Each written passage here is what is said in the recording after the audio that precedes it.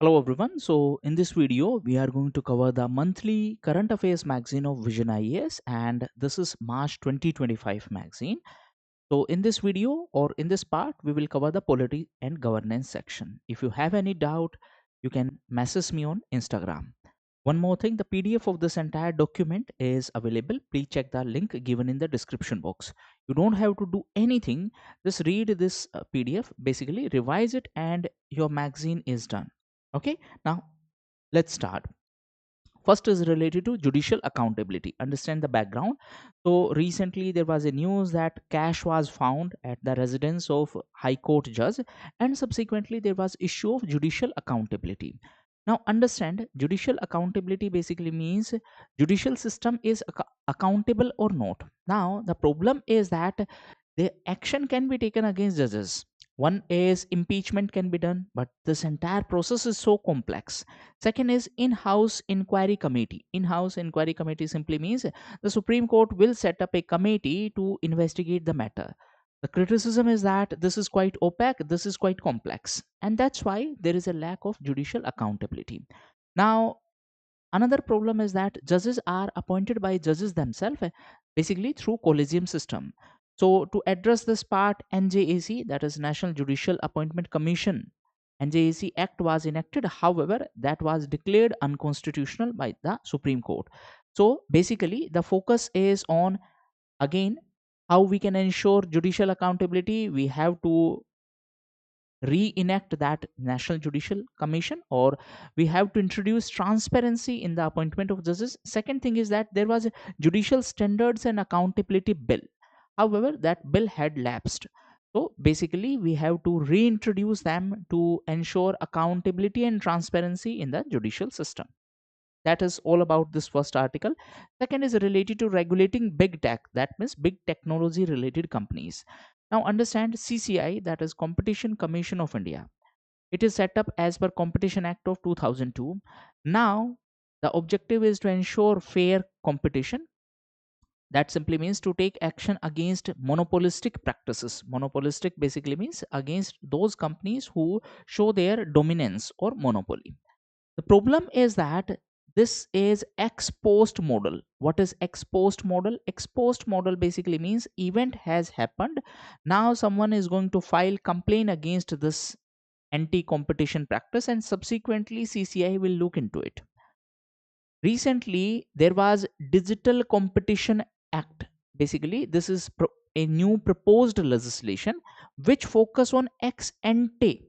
Ex ante basically means before the occurrence of that event, CCI will look into those circumstances so that the incident does not happen. What kind of incident I'm talking about? Basically the monopolistic incident does not happen. What is monopoly? In a very simple sense, let's say Google is a search engine. So if you are going to search anything on Google, there is a possibility that Google can give priority to its own results. That means the results which favor Google. So that is all about monopoly. And in that context, in this new proposed legislation, there is a concept of SSDE, that is systemically significant digital enterprises. In a very simple sense, these are very big technology related companies, and therefore we have to regulate them extra. Why there is a need of extra regulation? So that they do not show, or though they do not misuse their monopolistic position. That is all about this entire new digital legislation. Next is related to a bill which is related to immigration and foreigners. So basically it tried to repeal the existing provisions, and it tried to modify the current provisions related to immigration and foreigners. So existing acts such as Foreigners Act, Passport Act, Registration of Foreigners Act, and Immigration Act, these are being repealed through this bill, and it tried to streamline this entire process through one legislation. Now this bill have stringent provisions for those who enter into our country as immigrants. Basically, it specifies that hospitals and universities need to report the foreigners who enter into India, and it also talks about the strict punishment, jail punishment of 5 up to 5 years, and of five financial punishment of 5 lakh rupees fine, up to 5 lakh rupees fine. So, in a very simple statement, in one line, this tried to streamline the process related to the immigration.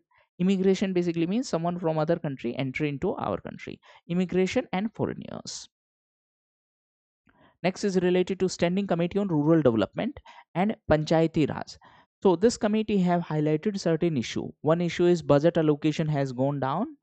Second issue is that the certain schemes are not implemented properly. For example, Swamito scheme, this was not able to achieve its physical target. Through the Swamito scheme, basically we are preparing the new maps with the help of drone technology. Then there is a lack of trained manpower, there is a lack of financial resources, and then there is a delay in the election of the third tier institution, that is panchayats. So that is all about it. Next is related to dedicated cell for mercy petition. So Supreme Court had given a guideline to the states that they need to set up a specific or dedicated cell so that this cell can process the mercy petitions. Mercy petition simply means someone is on death penalty and they have applied for mercy. Okay, to process this or to speed up this entire process, there will be a dedicated cell.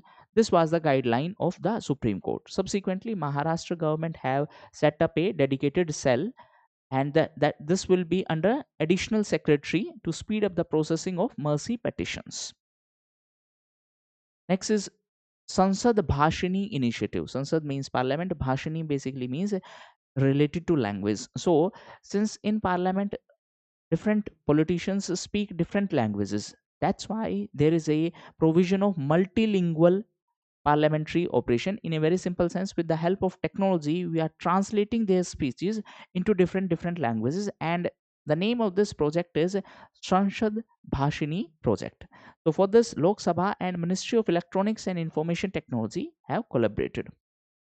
Next is related to Future of Free Speech Index. So this is an index released by US based think tank. Basically the objective is to show the free speech in any country. As per that, India is on 24th position out of 33, and countries like Norway, Denmark and Sweden, they are on top position. So that's all for polity related current affairs. Thank you.